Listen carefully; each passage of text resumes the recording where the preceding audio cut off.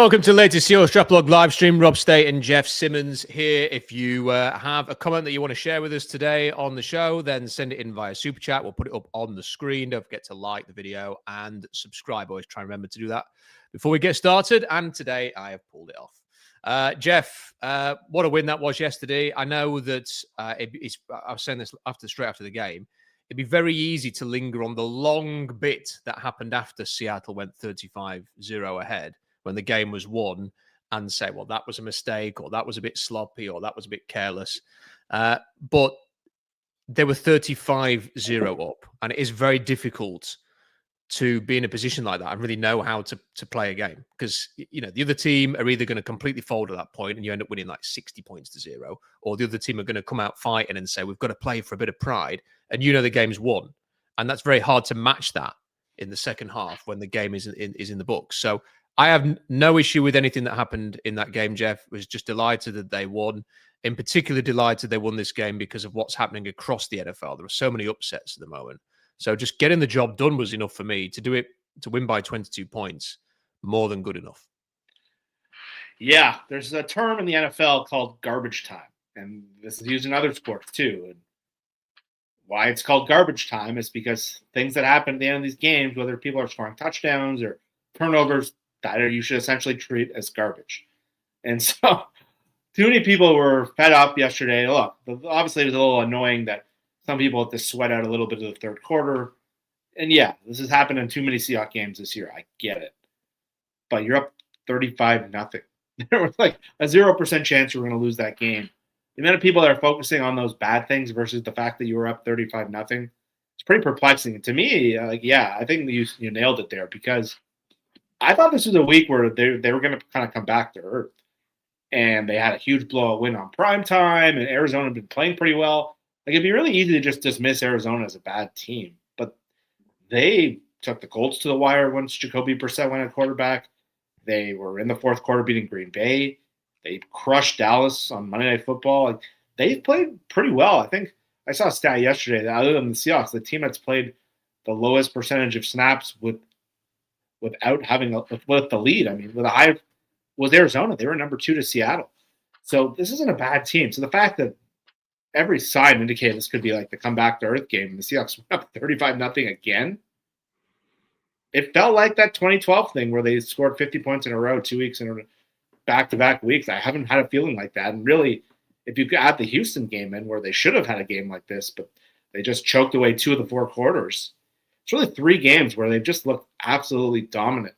And the only thing standing in their way through these last 3 games is themselves. You could maybe even include the first Arizona game. That was heading in the same direction, and then they decided they were going to make it close, which was unnecessary, but they still won the game. And the other thing is you're quite right to mention that the Cardinals have been playing teams close, like a 1-point loss to the Niners, a 3-point loss to the Seahawks, a 4-point loss to the Colts, a 4-point loss to the Packers, beating the Cowboys.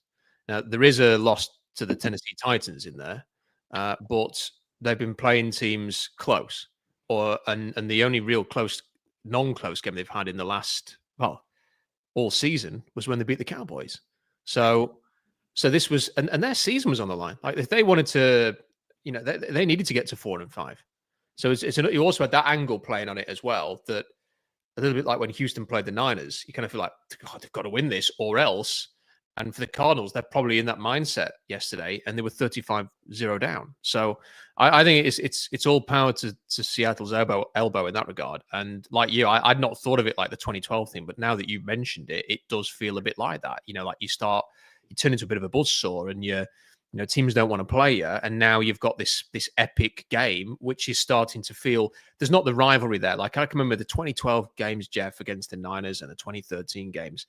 I wanted to win that game in an unhealthy fashion, and I think every Seahawks fan was like that. Like, it was the most important thing in the world when the Seahawks were playing the Niners. Carroll versus Harbaugh, all of the rivalries that were there. It was more than just a game, and you had to win that.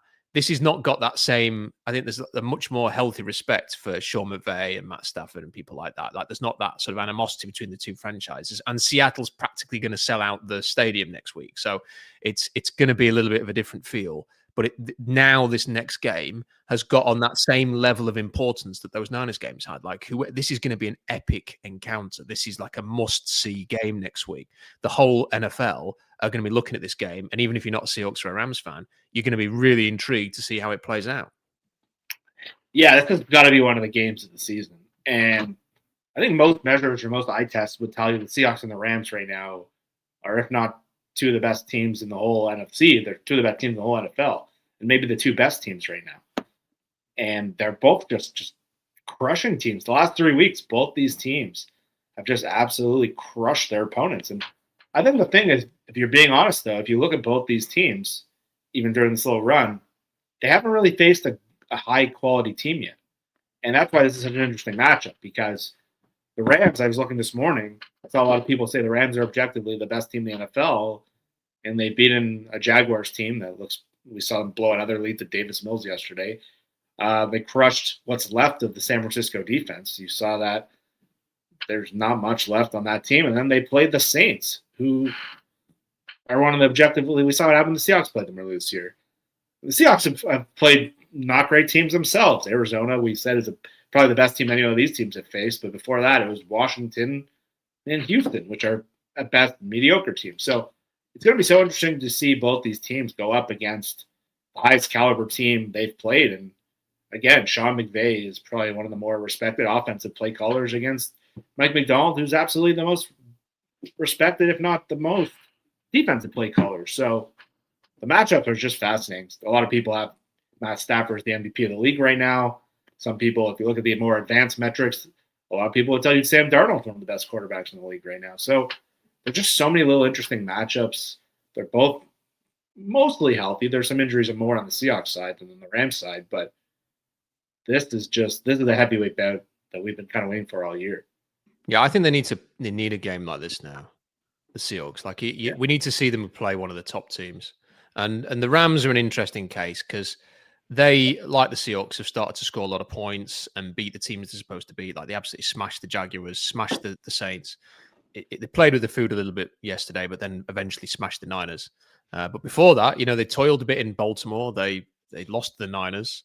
They should have lost to the Colts. They blew a game against the Eagles. So they're not completely flawless, and nobody is in the NFL. That's the amazing thing about this season. Both of these teams could go out and play a truly epic contest on Sunday, and then the following week both could lose to I can't remember who they're playing, but they easily both of the teams could then lose the next game because they put a lot into this game. So it's going to be interesting to see what happens. But I'm just, Jeff, there is just something about seeing the Seahawks in the number one spot, and that may change tonight if the Eagles beat the Packers. And the Packers need to win this game. They can't lose another game, the Packers.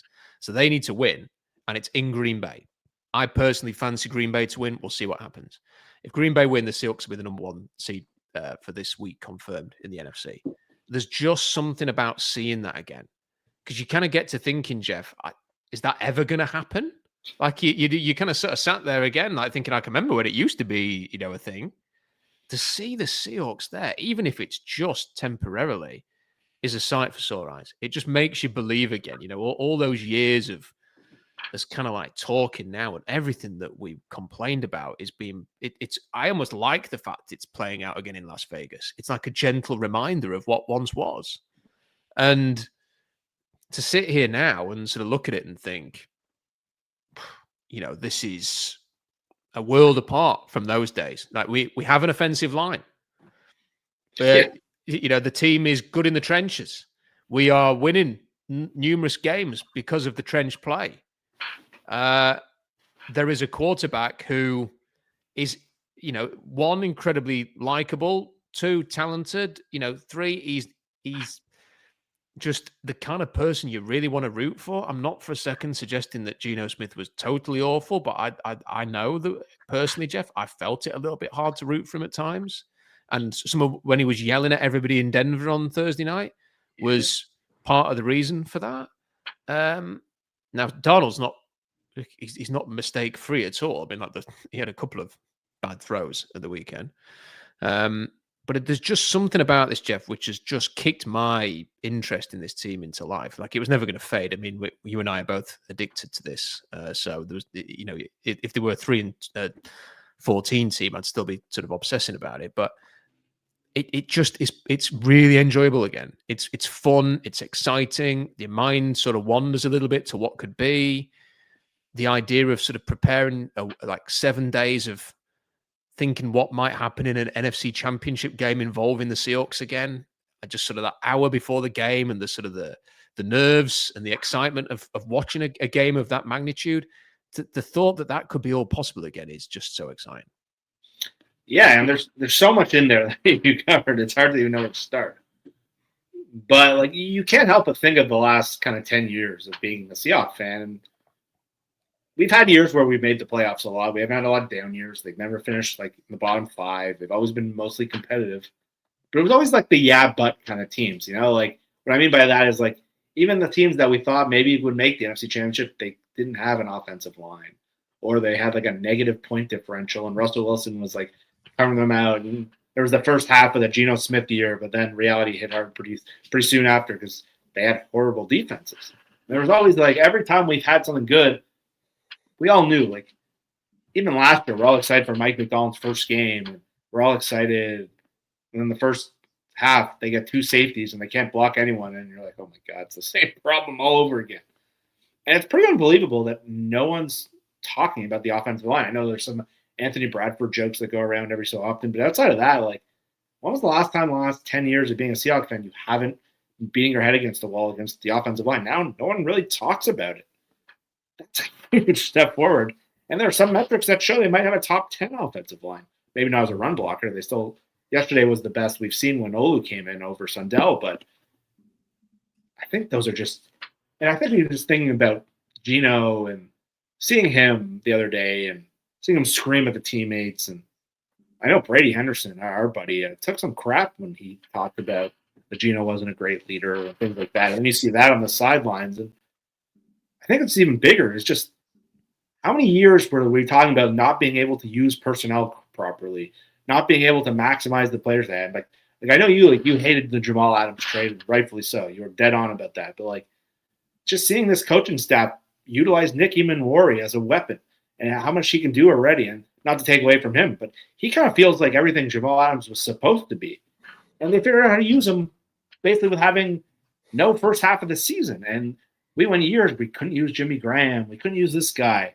Now it just feels like what McDonald was supposed to do so well was utilize his players. And how many guys on defense right now? We haven't even touched Witherspoon really yet. He's been kind of a non-factor for the whole season, but it feels like every player on the defensive line, seeing like the emergence of Drake Thomas and Okada and all these guys, where for years it just felt like, why are the Seahawks using this Vic Fangio defense when they have players that do this? Why are they bringing in players that can't two-gap? Why are they using all undrafted free agents as defensive tackles? Like, seeing all these different players, even Tyrese Knight coming off the bench yesterday, it says so much about the direction of the team, some of the problems that we've been having for years. And then watching the Raiders, a game they should have crushed and then end up losing the game, it was night and day. And it definitely brought why we were so excited about Mike McDonald, what he's done in Baltimore. And he's kind of become that great coach. And it's going to be so much fun to see him go up against another great coach. But it just feels so night and day to when, like, even in 2019, like, Russell Wilson's having these great years, but in the back of your mind, like, this team's not that good. And you don't feel that way right now. There were so many games in 2019 that were exactly that it was Russell Wilson against the world. And then the other thing, Jeff, is when obviously, Carroll and Schneider and everybody involved did an amazing job with the LOB team. Like, everyone can acknowledge that. It almost feels like you shouldn't have to say it, but you kind of feel like when you're going to criticize Carroll and Co that you have to say that first. They did a very good job, but every stage that they had to replace somebody, they kind of struggled to do it.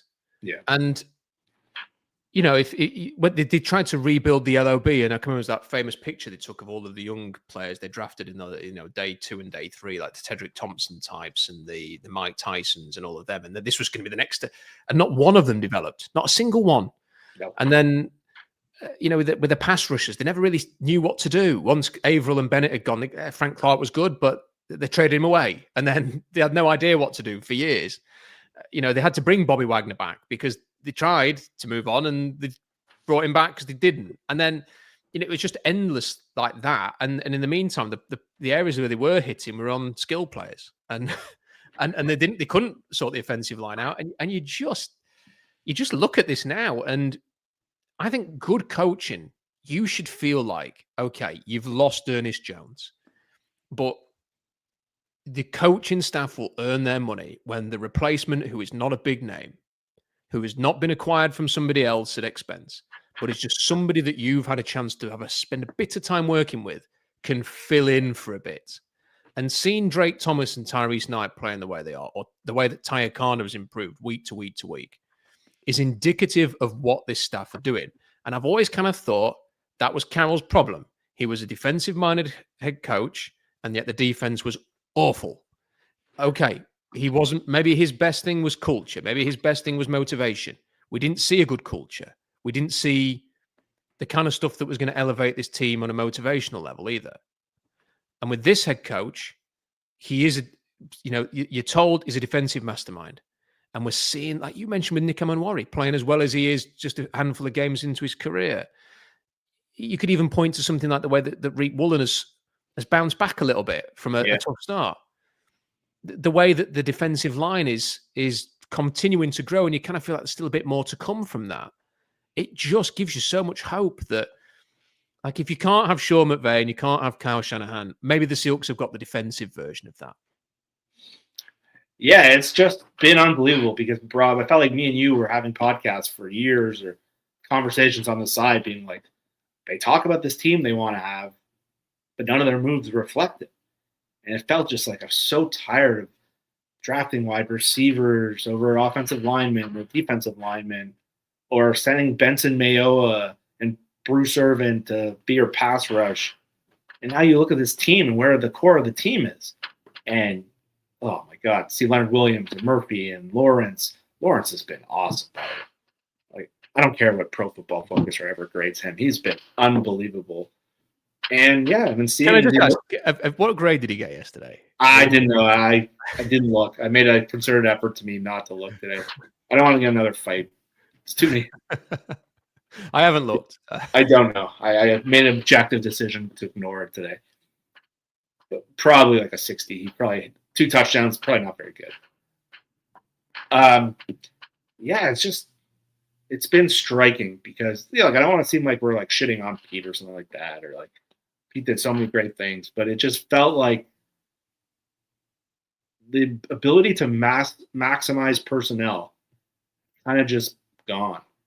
And it just felt like there was just such a disconnect of how they talked about their team and what was showing up, where their money was in wide receivers and safeties. And look, we can add, obviously the wide receiver is probably the best player on the Seahawks this year, but let's look at DK Metcalf, who was the guy who was supposed to be this like franchise player for them. He's kind of become irrelevant. Like, it's been striking to see, like, and maybe he would be really good on this team and away from whatever's going on in Pittsburgh. But like, there were just so many guys where we're seeing guys emerge from good to great. We're seeing guys step up. We're seeing unheralded players play over their head, and we're just seeing like the coach, you'd be able to like. I think their pressure schemes, what they did to that Arizona offensive line, just completely rattled them. And it was with the different blitzes and utilizing different skill sets. And it just, by the end of the Pete Carroll era, the defense they were trying to put out just seemed so lost. It seemed like they were trying to catch up, but they didn't really know how to dictate the game. They didn't have the players to run it. Even the 2022 team, like if you look at who was on defense during that playoff game against San Francisco, basically none of those guys are left. And the ones who were pretty bad. And so it's just been striking to see how much talent they've brought in. We've talked about the drafts over and over. But not just that, now that they've been able to utilize these guys in conjunction with each other. And yeah, like the thing with Pete Carroll is, I think he was more of a CEO kind of coach than a defensive coach. I think that was kind of lost because his background was on defense, and the team he built up was all defensive guys. But I think he was more of like a John Harbaugh style coach. And that made it hard because he didn't have the coordinators to run those sides of the ball. And if you didn't have a great defensive coordinator with a head coach that wasn't bringing anything to one side of the ball, we were left with a pretty empty-looking team. And that's kind of what the Seahawks were at the end of Pete the year. About Pete as well is I don't want to go too much over Pete, but there is something I want to say about Pete and Gino before we I might just get that out of the way now so that we can move on. And the people who don't like it can complain, and then we can move on to a different topic.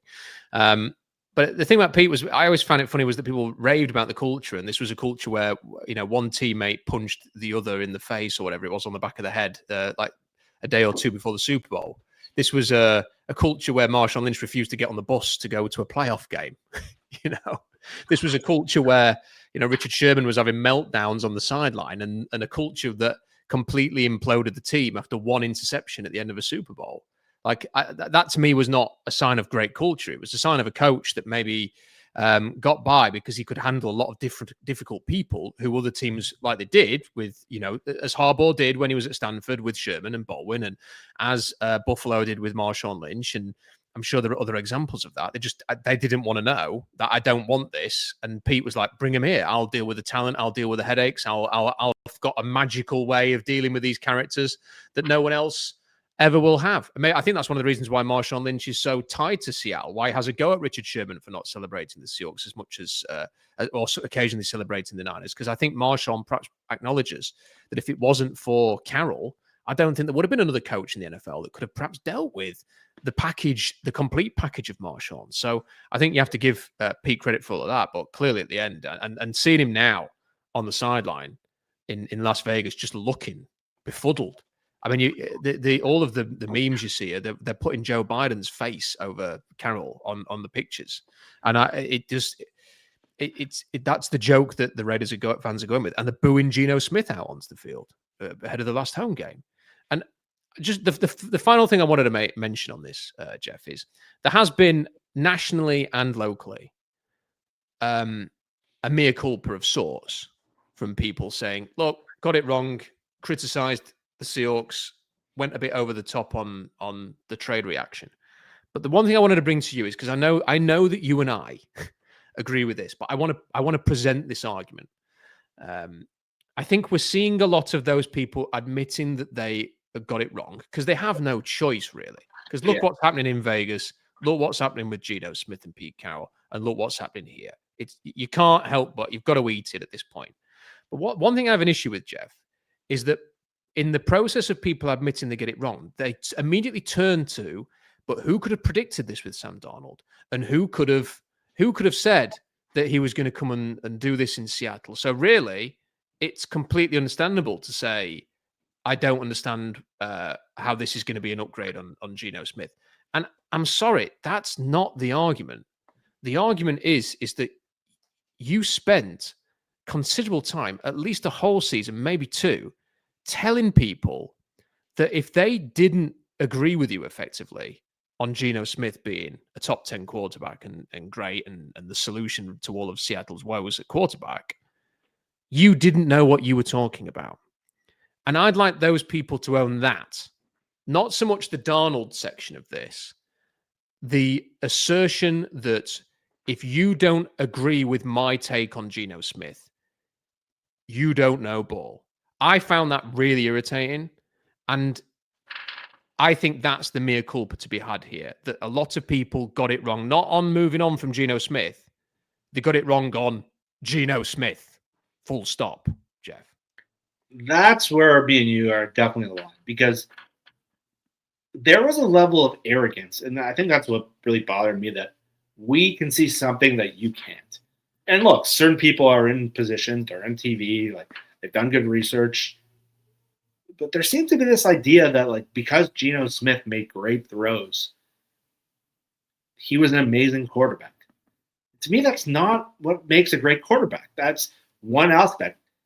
Having an ability to make a great throw is not playing quarterback. It's turnovers. It's the down to down. It's seeing things in the line of scrimmage. It's the whole package. And I think that group I think they got that lost. And then it became this arrogance that we know something that you don't. And I saw a lot of top 10 lists in the offseason that wouldn't have a guy like Baker Mayfield. And I'm like, I don't know how you can say Geno Smith is better than Baker Mayfield. He threw like 40 touchdowns. By the way, I wasn't in the camp that Geno was a top 10 quarterback. I didn't. I saw too much, whatever. I'm not here to pat myself on the back, but it was this idea that, matter of factly, I know something. It's that bad, and if you disagree, you're completely insane. And like that was kind of the Ben Solak approach, that this was so stupid because you didn't agree with my opinion. Me, this random young kid that looks like he's 10 years old that works for ESPN. No, I'm kidding. I like Ben. He's good. But I thought his opinion was so arrogant in the offseason. And look, we're all trying to stay relevant. It's good to have strong opinions and everything. But, like, I can't really coincide. I can't really reconcile with it taking 9 weeks of Darnold playing at, like, an MVP level to now be like, oh, yeah, I was wrong. Let's laugh about it. I don't know about that. Like, you could have said this week 2. You could have said this week 3. It gets to the point where, like, it took you 9 weeks of this to get off that high horse and admit wrong.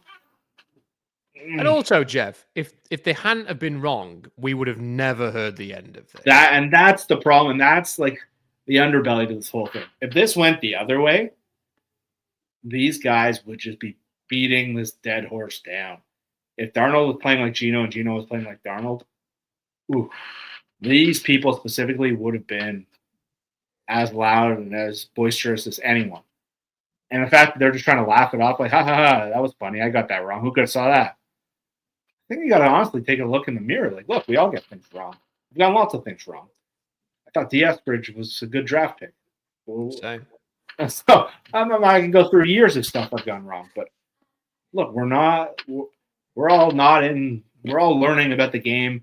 I think, again, I've gone this rant before, but you can't matter-of-factly predict a lot of things about this league and the sport. So do it in such an arrogant fashion and to just crush this team. And now just be like, ha, ha, ha, this is funny. I was crazy. I can't just look over them being like, this was the 31st worst offseason. These guys are idiots. I've been struggling with that. Like Mike Renner, like, crushed these guys. How did they draft a guard and a safety? They don't have the tight ends to run the Kubiak offense. And all of a sudden, he's like, oh, Seahawks are amazing. It was worse than that because he said, they don't have the tight ends the Saints have. And then you look at the Saints roster and you're like, who the hell did they have? Austin Moreau and Juwan Johnson, I think. And then you watch AJ Barner every week. He's just a huge part of what they do. And to me, it was just so arrogant, so short, uneducated. Like, I was one of the people excited. I never thought they'd be this good, I'll be honest. I thought Darnold would be fine. But it's, like, hard for me not to go ahead and dunk on everyone right now. And the amount of people that are like, the Arizona Cardinals are the sleeper team. And we're going to completely dismiss the Seahawks. And it was, like, smart people. Like, I listened to a lot of off-season podcasts with guys like Nate Tice, who I really respect, and Jordan Rodriguez from The Athletic, who was just like, Darnold, teams have figured him out. Like, let's move on. We don't need to talk about the Seahawks. I'm like, this team's pretty good. And all these polls came out, and the Rams were here, and the Seahawks were down here. I'm like, the gap's pretty close. And lo and behold, the gap looks pretty close. And maybe I'll be wrong about that next week. But, man, it was just, I don't know. I think you said it there right. Like, I can see something you can't. We know ball. I think that needs to get away. I think we need to be a little more honest about, we don't know as much as we think. And the Seahawks were fourth favorites coming into they were fourth favorite. I had a bet on the Seahawks to win the NFC West, and they were the fourth favorites. I mean, that speaks to how the people were viewing the Seahawks, and it never really rang true. And on the point of Geno, that's exactly what it is. It was a. I don't understand how you can't possibly agree with me on this. It was just. It's almost like it was a very cliquey approach from almost like a hive mind group online who were so sure that they were right, and you either were in the cool club or out of it. And there were ridiculous takes across the board on Geno Smith. There were just as many people, I think, saying he's absolutely useless and we need to shoot him from a cannon into the moon, like, every week. And that was ridiculous too. But they were the other side of that. They were the other side of that extreme argument. And then there was kind of us in the middle, Jeff, who were getting caught on both sides, I think. I mean, I know the kind of messages that I would get. I could run through some of them. I could dig some of them out. There's that one guy, who I know you came across him, who would tweet all the time. If you were not saying Geno Smith is an elite quarterback, he would like get really. I had to block him. Oh, I had to block him. Yeah, I know exactly what you're talking about. He was getting very, very angry about the fact that if you did not think Geno was the bee's knees, you were everything under the sun. How could you possibly not think he was amazing? And those people who did sort of lead the charge on that, I think if you were going to give mea culpas out now, you have to start with your analysis of Geno Smith. Don't talk about Sam Darnold and how upgraded. Talk about how you got it wrong on Smith, because this is Geno Smith, I'm afraid. He's been very streaky throughout his career. He was at West Virginia. He has great throws. He can win you a game with his arm because he's that physically talented, but he makes mistakes, and he was never a top 10 quarterback. And I think we should start with that. And then, because I feel like I've talked about this enough, but there is one other thing I want to mention, Jeff. When they do talk about it's hard to project that Darnold could possibly be better, I went and had a look. So here's some data. I'll try not to make it too long-winded, because I know when you're reading stats out, I think it can be tough. But remind me, Sam Darnold won 14 games as a quarterback last year and had a 35 touchdown season, right? So that's the first thing you have to point out. I mean, that it's not, people love to focus on the 2 games and not the season. So he did have that in his locker. And then you have a look a little bit closer, because what went wrong in those 2 games? The Rams, when they played the Vikings in the playoffs, had 9 sacks in the game. They had 9 sacks. And Darnold was under pressure on 27 of his dropbacks. For comparison, Matt Stafford and Lamar Jackson were pressured 29 and 28 times respectively in the whole of the playoffs. They each played a game more than Darnold. So Darnold had 2 games worth of pressures, and he had 9 sacks in that one game alone. And the reaction to that was to say Sam Darnold is pressure sensitive. I think anybody would be pressure sensitive when you are being pressured 27 times in a game, 2 games worth. And then if you look at the percentage of pressure dropbacks a quarterback was partly responsible for in the playoffs, so that is, where does the responsibility lie? The line or the quarterback or what? Darnold's number was 16% against the Rams. He was partly responsible for 16% of the pressures. Jalen Hurts' numbers in the playoffs, 23.3%.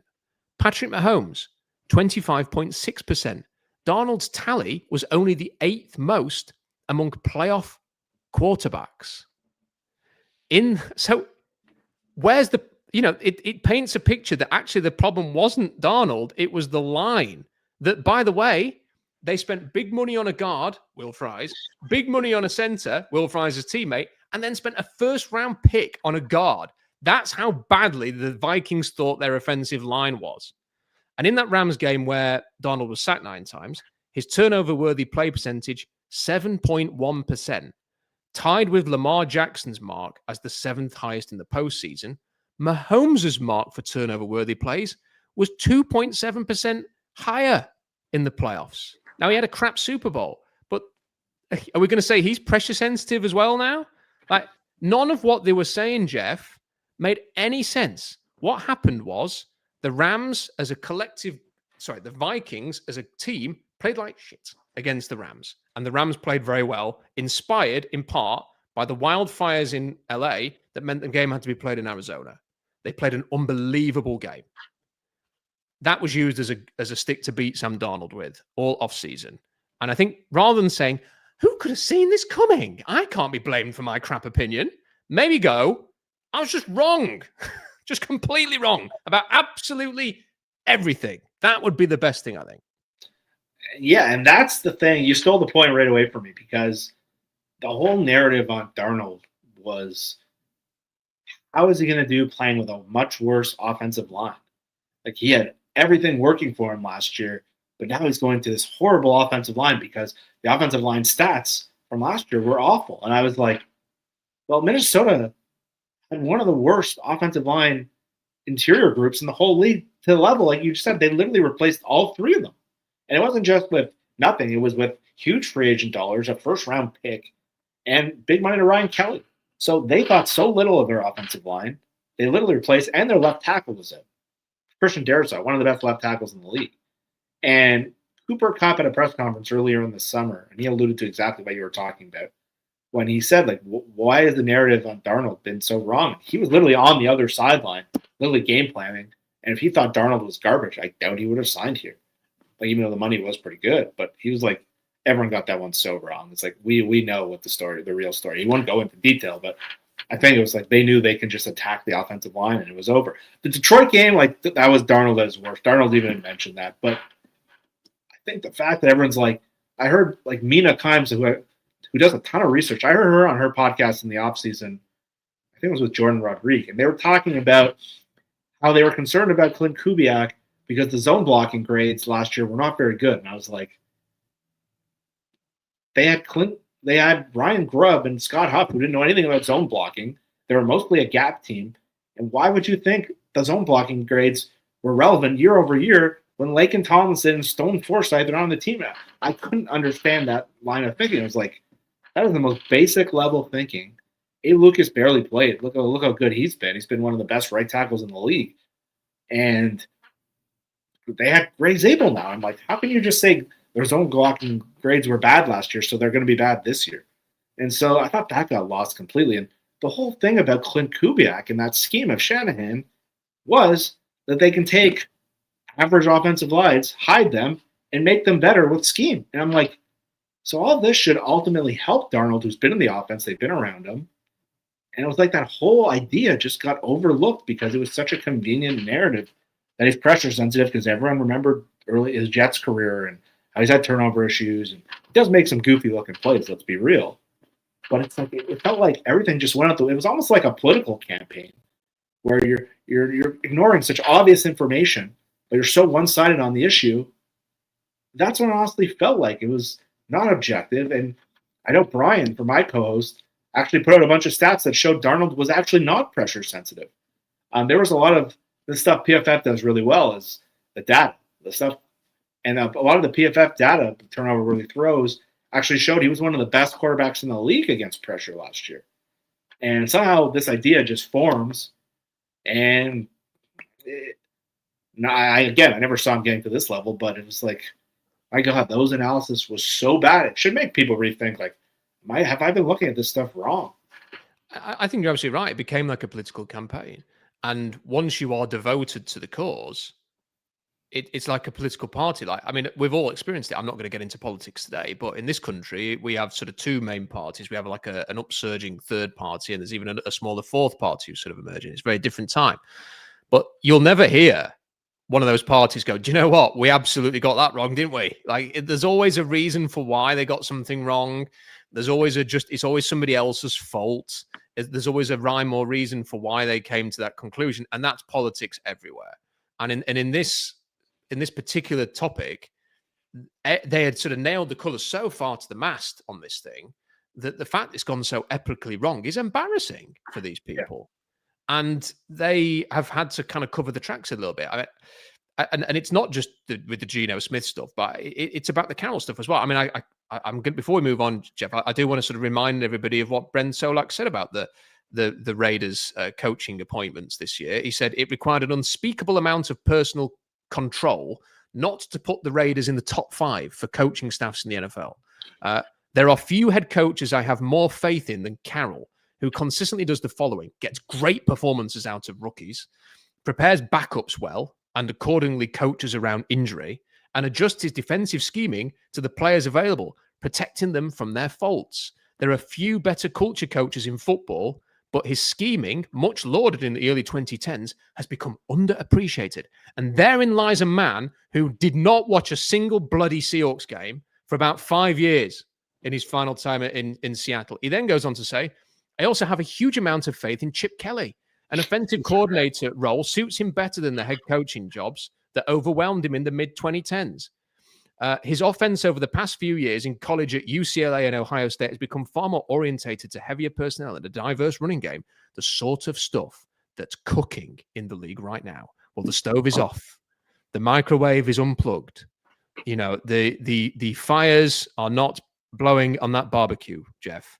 That no one is cooking in Las Vegas. And by the way, it's not that hard to run the Ohio State offense when you have Jeremiah Smith and Emeka Egbuka and Will Howard and everybody else who they had. Travion Henderson looks pretty good. The running back in Cleveland looks pretty good. They had two of those guys.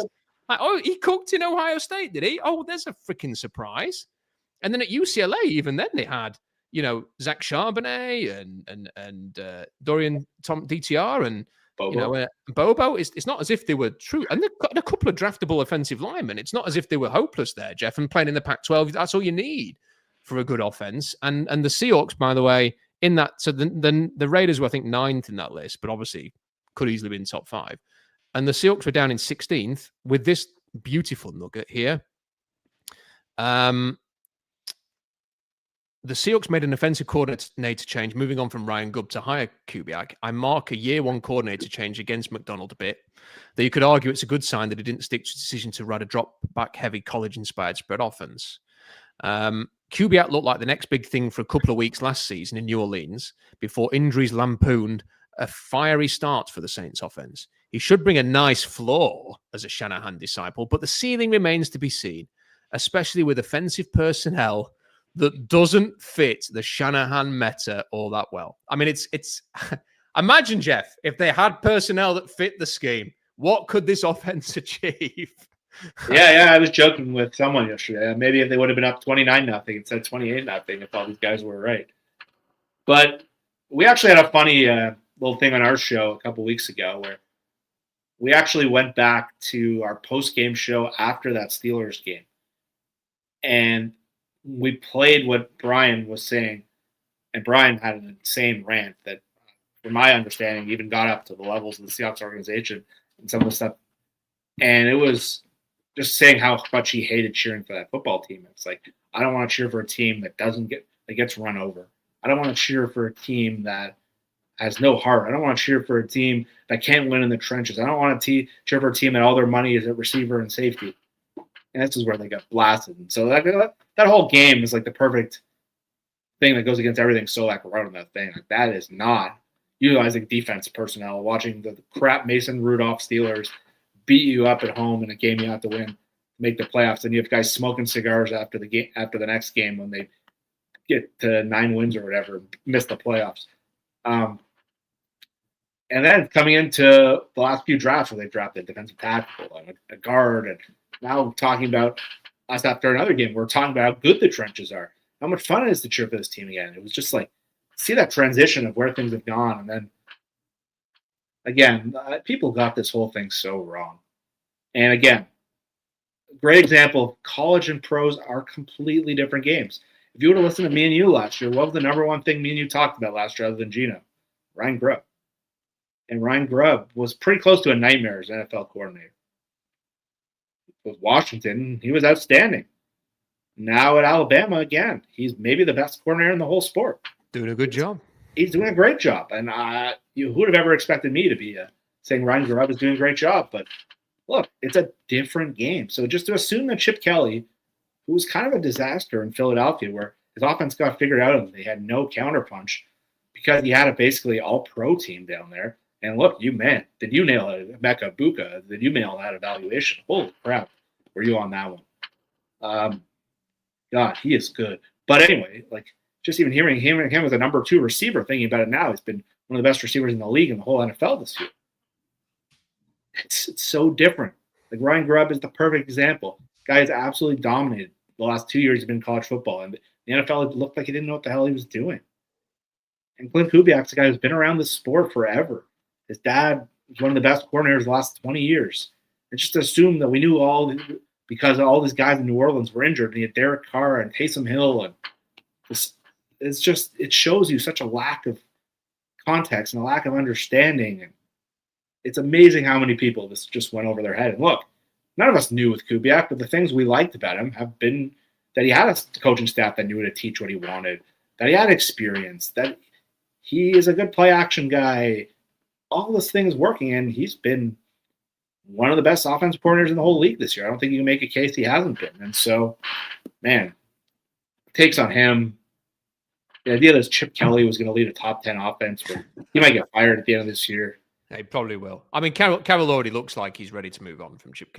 I know what's going to happen, Jeff. Carroll's going to march into Brady, and it probably is Brady's office. I was going to say I'm Mark Davis, but and he's going to tell him, I need my own offensive coordinator, and it's going to be one of Carroll's old school guys who come back in and go and work for his son because he needs his guy. I know. I saw him during the game, and they're throwing shots on the sideline, and Nate's right there, and it's like Pete, no, like stop this. Maybe he was talking to Carl Smith in his headset. I don't know, but like you can't. This lack of self-awareness, Pete. It's just. Did you hear what Coward said yesterday? I did not. So he said that apart from saying that he texts John Schneider all the time, which I don't think he's ever said before. He's never sort of blown that out as a contact.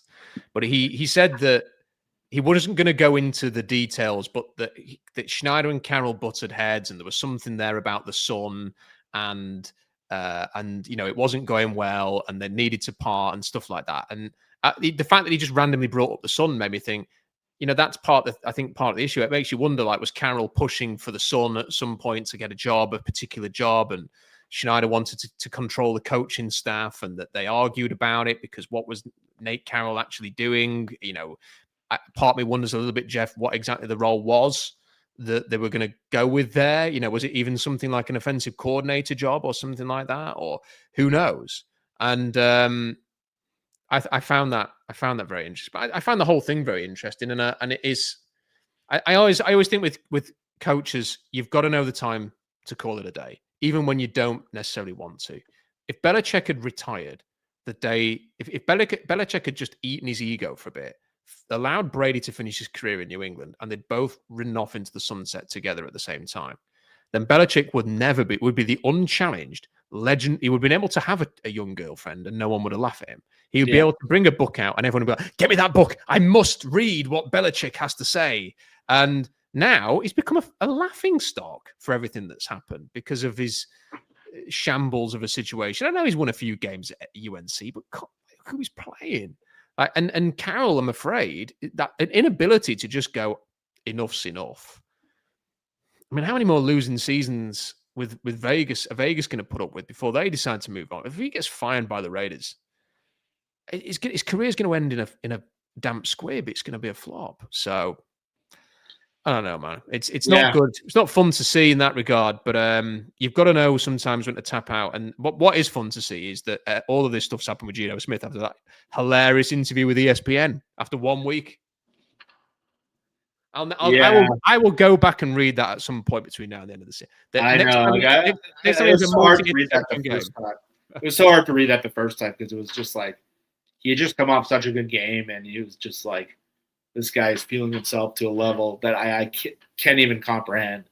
And then basically ever since that moment, he's basically gone right into the tank. Like ever since that moment, that he played the Monday night game after that article came out and had the worst performance maybe he's had in 5 years. And again, by the way, he wanted that, he felt at home in and he never felt at home in Seattle. How's that going?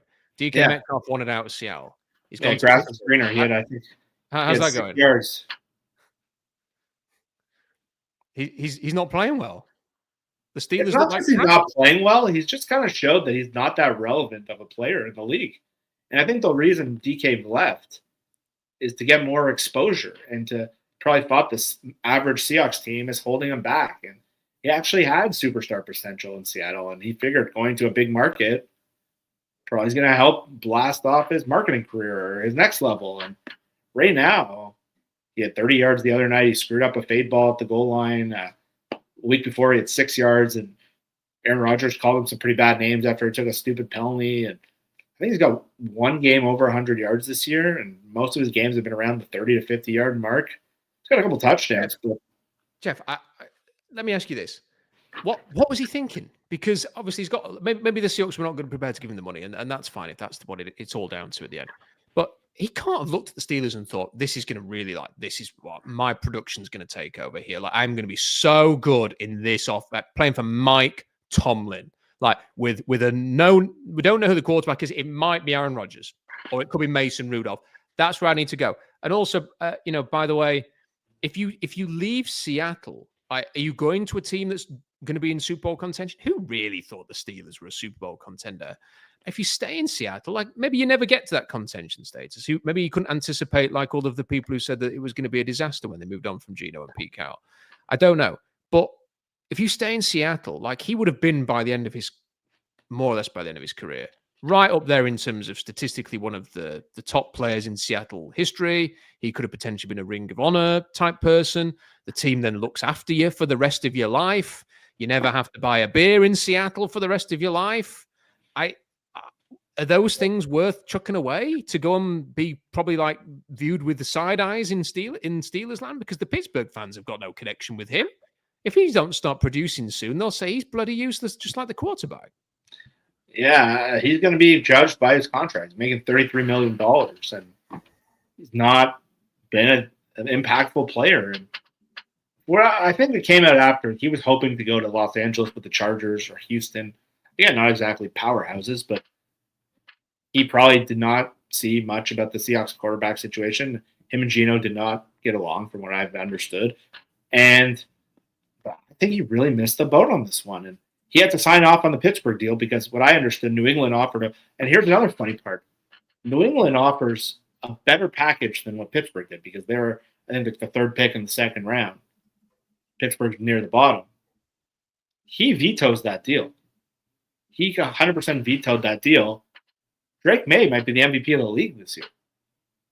You think they can use DK Metcalf? I don't know if he didn't want to play in the cold or Boston's not been a particularly nice place to people of his background in the past, so maybe that's an issue. But I think he might want that one back too.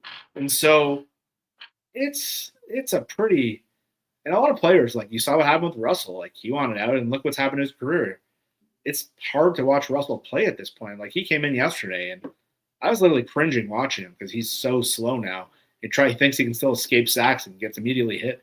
And so I think if you got Russell back, he might kind of regret how his career, his Hall of Fame chances, his marketability, all of it's gone. DK so far, it's been 1 year. It's off to a pretty relatable start. There's two other topics I want to get into, Jeff. So we've kind of spent way longer on this than I expected. It's hard not to. But it's you are bad for this. Yeah. I think it's an interesting topic, and I think I'm not seeing anybody complaining about it. But there are a couple of things I want to. So if you've got 15 minutes, we can sort of just quickly get into this. First of all, was this thing that the video is titled, which is like where do we see the Seahawks in the NFC? And so they're currently in first place in the NFC. The Eagles will overtake them if they win tonight. But you've got sort of the Eagles, the Packers, the Buccaneers, who have kind of come back down to earth a little bit. This is who the Buccaneers are for me, Jeff. They're a team that are going to look strong for periods, and then they're going to lose the occasional game, which gives them a bit of a reality check. You've obviously got the Rams in there, the Lions. I'm not sure there's anybody else worth bringing up. Like the Niners, if they got really healthy, maybe, but they just looks like it's got too far. Like it's too many. But even Mikael Williams is getting an ACL. Like it's too much. Yeah. And you just can't see them winning like maybe they get to the playoffs. I don't know because the schedule. I just can't see them winning a Super Bowl. So, of all those teams, is there anybody clearly better than Seattle? Like who worries you? Where are the Seahawks, do you think? Because they are first in the rankings, but are they the best team in the NFC, or are they the third best team? How do you view this thing? I still think the Rams are the one that would scare me the most. And because, again, Stafford is a more established quarterback than Darnold. Stafford is playing incredibly well. I was one who thought Stafford really took a step back last year. And then I see the back injury stuff, and I'm like, wow, this might be the thing that breaks them. His touchdown interception ratio is like out of control. I don't know what was in that like hyperbolic chamber, but when you combine Stafford with how well they're playing defensively and that front is something that could give the Seahawks trouble. That's a team I see that's pretty good. The Eagles and the Packers, like on paper, should be better than the Seahawks, but they've both been really up and down. I'm not a believer in what the Eagles are doing this year. They seem a step back from last year. They're not as good defensively. Their offensive line is taking a large step back. And even Saquon Barkley's had a pretty quiet year. I just see when I watch Jalen Hurts, it's too up and down. If you eliminate like the tush push from their team, like they have not played a lot of good games this year. They're beating up on a lot of crap too, but I think the Seahawks have been, based on point differential, based on quality of opponent, they've been a better team. The Packers have had some really high highs, but just some really low lows. They lost to the Browns. They lost to the Panthers. They got smoked by the Saints yesterday. Like, I don't know what to make of this Packers team. Where are they playing down to the competition? Is Jordan Love that good? Tampa, when they were rolling, looked like a team that scared me, but they're just so beaten up still. Mike Evans isn't coming back. And Baker Mayfield's, unfortunately, that we caught him at maybe the worst time where he was just rolling. The last 3 games, he's gone really skittish. He struggled again yesterday with an early lead. He didn't play well against Detroit. He struggled the week before.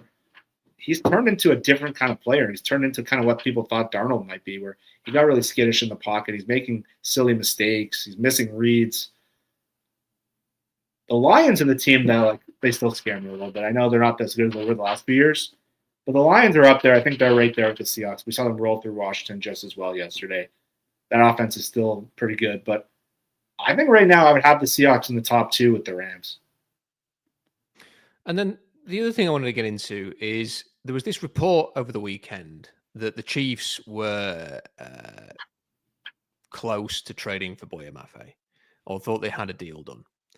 And I always love this kind of story, Jeff, because obviously Adam Schefter was the person who initially reported that Mafe and Woolen were maybe available, maybe are getting offers. And then obviously we have Schefter and Glazer and Breer sort of speculating on the Seahawks for the deadline and in and everything. And then the week after we have the Chiefs thought they had a deal done and it was complete nearly, and then it wasn't a deal done. And I kind of thought, there's so many ways you could take this report. Like, were the Seahawks prepared to just trade Mafe away? And if they were, was the return, pretty good in that regard? And they were kind of like, is that? Was it because they were going to make a low-level replacement trade and there was another pass rusher coming in, but it wasn't a big name? Or, the more interesting one would have been, were they close to pulling something off here that was like Quinn and Williams, Sauce Gardner level headline? And if that was done, Mafe would have gone to the Chiefs. And that's the one I want to believe in the most because it's the most exciting. What do you think was going on here? So I think that they were trying to do something, and I think they had a lot of things in motion because they're already low on draft picks for next year. And they were going to trade. Shaheed was one of their number 1 targets. I think for them to pull off a deal they would have needed to, they would have had to execute maybe a Mafe trade, maybe a Woolen trade to get more capital to make the deal. From what I understand is they didn't come really close to that. The other teams weren't interested in dealing for the kind of guys that would have really. I think the Seahawks were being pretty aggressive about it, but I think there's just a league-wide idea that the Seahawks probably aren't going to re-sign Boye Mafe. I think based on the fact that he's been on the market, the fact that his name's been in the market through Schefter for a while, contract year, he's got half a sack this year. I think there's a general idea that the Seahawks are probably unlikely to re-sign him, barring a second half just transformation. So I think teams knew he was available, and once the Seahawks had given up other picks, probably saw an opportunity to replenish it. But from the Seahawks perspective, unless you can fill that spot in the middle of a team we think can compete for the Super Bowl, without having another edge rusher to come in, it doesn't really work. And that's where, again, I had heard that the Seahawks, and I saw Brian put this tweet out that I think he's under the impression that the Seahawks might be valuing 2027 comp picks more than 2026 draft picks. And I don't know if Brian had that information from somewhere, but my guess is the conclusion they made is that they would rather have Mafe leave in free agency than get a couple extra picks for this draft pick. They already gave her the 4 and the 5 up for. Rob, you've talked to anyone that's not a particularly good draft. So I think the league knew, and I saw today the Patriots had also made an offer for Boye Mafe, and they never got off the ground. So I think the teams knew that Seattle's probably not re-signing Boye with all the amount of players they have coming up, Boye not taking a step forward, and other teams probably see Boye as an untapped asset. I think had they been able to pull off something bigger, that they would have made that deal. And I think they probably liked the offers they got. But with a team in the midst of a playoff run, would probably have to step back and say, at this moment, it doesn't make sense. Had there been another pass rusher available, maybe they could have just double swapped. But my guess is what happened is at the end of the day, they just couldn't justify making the trade, taking away from a strength of a team that we think could compete for a Super Bowl. I'm interested to see what they do in the offseason, Jeff, because the comp pick things, it's one of the things I never really talk about that much because there's just so much unknown there. Like, first of all, your players have to sign big contracts for it to sort of really count. And then, for it to be anything more like a sixth round comp pick is an early seventh rounder. Like, so if you're going to get a good comp pick, it has to be a meaty deal. It has to be like, whoa, look what Damian Lewis got. Like that's kind of what it has to be. And the other thing is that you have a lot of free agents, as most teams do every year. And the minute that you start signing replacements for anybody that you lose, you tend to not get any comp picks, which is going to be the problem. And the players who are out of contract in the summer include Josh Jones, Rashid Shaheed, Maffei, Hankins, Walker, Ken Walker, that is, Josh Jobe, Sorbert, Bell, Surratt, Kobe Bryant, Bahana, Peely. Peely's a restricted free agent. I misspoke there.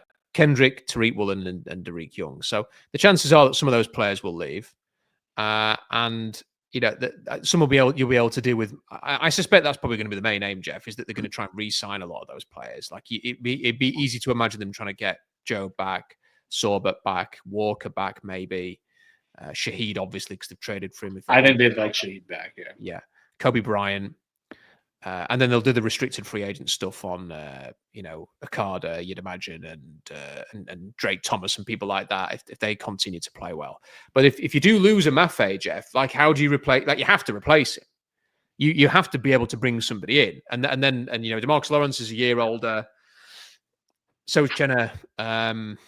So is Leonard Williams. Like you then start wondering what you're going to do, and that's when I would just wonder whether the trade stuff comes back onto the table, whether they sort of dig around and because it is a crap. It is. And Nuos is a free agent, right? Yes, I think he is, yeah. So Nuos is a free agent. I need to look. Because they redid his contract. I think that made him a free agent. He's not on the over-the-cap list. Well, let me see. Chenna, Nuos. But I can dig it out on here. That might just because they might have given him funny money or something. Chenna Nuoso, I've got it on here. So he's got one more year at a $20 million cap number with no guarantees. Yeah. And if he carries on playing the way he is, they might be able to extend that. They might have to keep him. Yeah. So they at this rate, I'd keep him. I'd keep him. So that's going to be an option. It's going to be a fascinating offseason. Thankfully, Jeff, unlike some other teams, we've got some stuff to look forward to before the offseason. So that's good. Let's finish off with the super chat. We've got 3 super chats. This one here is from Big Mike. Don't forget, guys, Hawks wanted to keep Geno and DK. Sometimes good fortune steps in. Props to John for moving on quickly and identifying Sam. I mean, look, that's true. I always wonder, like Jeff, when you've traded a player, it's always very easy to go, we wanted to keep him. You can hedge your bets a little bit there. If he goes and plays very, very well, we didn't want to force him out. And if he goes off and does well, no one's going to call back and go, Mike has done that here. I think the tea leaves were there for ever since he took over from Russell, that John Schneider did not really see Geno Smith as the guy he wanted to be starting. I think he wanted Drew Lock. So I'm sure they made an offer to Geno. But they probably knew the offer wasn't going to be accepted. And they weren't that bothered about moving on, Jeff, in the end. I think and with DK, again, I think the Seahawks are quite open-minded about it. Well, if you want to stay. But as soon as he put the trade request in, there was no kind of pushback there. It was like, we're just going to deal him for the best offer we can get. So I'm not sure it's fair to say, well, they wanted to keep both of those guys. They moved on, and whatever they said, there wasn't much of a fight put up. Yeah, and I think you have to, look, there's some level of luck involved in every great decision. But the whole thing with Geno started, if you go really, is because the Seahawks wouldn't extend him a year early. And he went to them before McDonald's first year, and he even held it at camp because he was so pissed off. He had an injury. But if John wanted to keep him, they could have just extended him. He's the quarterback. They could have easily broke precedent for him. I think they were skeptical. And yes, they did intend. I think the coaches really intended to bring those guys back. But you're judged for how you pivot to decisions. And look, how many draft, like I've heard how many stories in the draft where a team wanted to draft this player, they go right before it, they settle for this guy, it ends up being way better. It's about how you pivot. And Seahawks could have easily screwed that up. Like the thing that was being pulled against Schneider in the offseason was like, if you say you wanted to trade and didn't want to trade him or you wanted to keep him, why didn't you just ignore his trade request like so many other teams do? Well, let's use that logic too. If he really wanted to keep him, he would have kept him. I think that gave him his window to make a move. Without a doubt. Magister says, love the channel. 2 call-outs. Maybe the first time I saw a timeout from play clock running out and just a complete dearth of penalties. So clean. Yeah, that was good to see. You know, it's always good to see a penalty-free game. Although I did think the refs yesterday, whenever a penalty was called, they dragged it out. Every flag took forever to sort it out and call what the penalty was. So just hurry things along, referees. And Guile G says, if Sam is bad this week, does it change your opinion? I think he sent that during the peak of the Gino conversation. I mean, look, one game is not going to change my opinion on anything to do with this conversation, Jeff. And let's be clear here.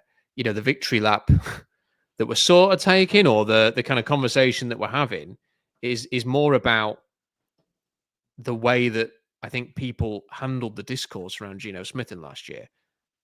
Sam Darnold's still got a lot to prove. Yeah.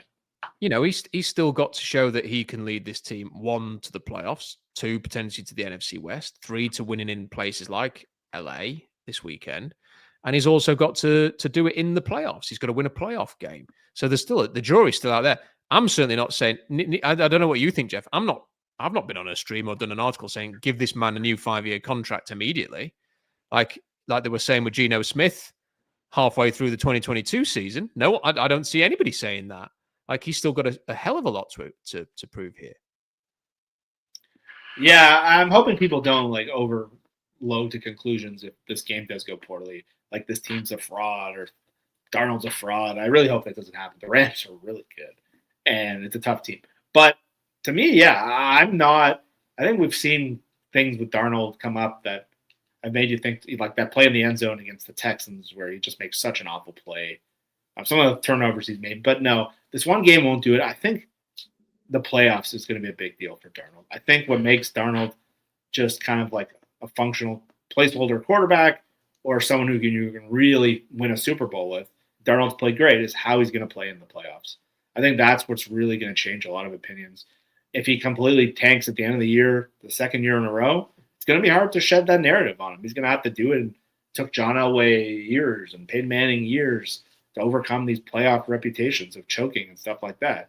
So I think that's where we're going to learn. Well, Lamar Jackson's still kind of fighting through that. He's had – how good has Lamar Jackson been in the season? In the playoffs, he falls off a cliff. So I think what's really going to tell a lot about Darnold is how he does in these high leverage games over a larger sample size. I don't think one game is enough.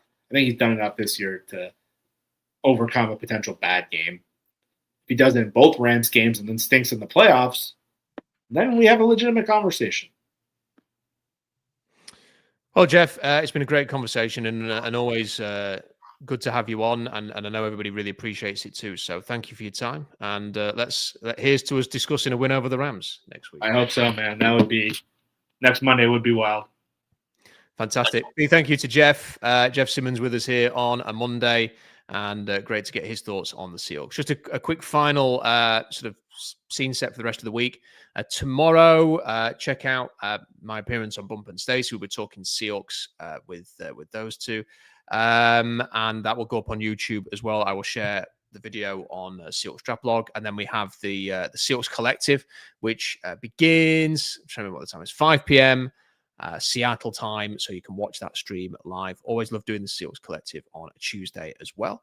And then on Wednesday, Puck Sports. Again, love chatting to Puck about the Seahawks. That will be on Wednesday as well. Again, I will put that on SeahawksDraftBlog.com. I'm considering posting a horizontal board on Thursday. I'm thinking about it. I think we're sort of well enough into the college football season. I've got enough players on the board now to maybe do a sort of first, like, here's a first look at how I'm thinking about things. And obviously that will adjust as time goes on, because we've still got so much time to go between now and the end of the college football season. But I'm thinking of doing that. So check out SeahawksDraftBlog.com on Thursday for that too. Let me think if there's anything else I need to mention. Okay, like the video if you haven't already. Please get the likes up. Please subscribe. You know, we're well over 11,000 subs now, but let's keep it going. If you're watching the videos and you're not subscribing, it's free. You know, it's not going to cost you anything. It just helps the channel get more attention if you subscribe. So do us a favor and hit that subscribe button and you won't miss any of the videos. Do us also a favor, leave a comment in the comment section if you wouldn't mind. That helps, along with a like. And then one final request is that if you have the app on a phone or a tablet, if you go on there after the stream's finished, you have to wait till the stream's finished, you will see a hype button on the bottom. You have to go across to find it, but there's a hype button there. And if you press that, that will help get the video out to as many people as possible. So big thank you to everybody who sent a super chat in. Big thank you to those of you in the live chat. Love the fact that we've had decent numbers watching live. Appreciate you all. Until next time, bye for now.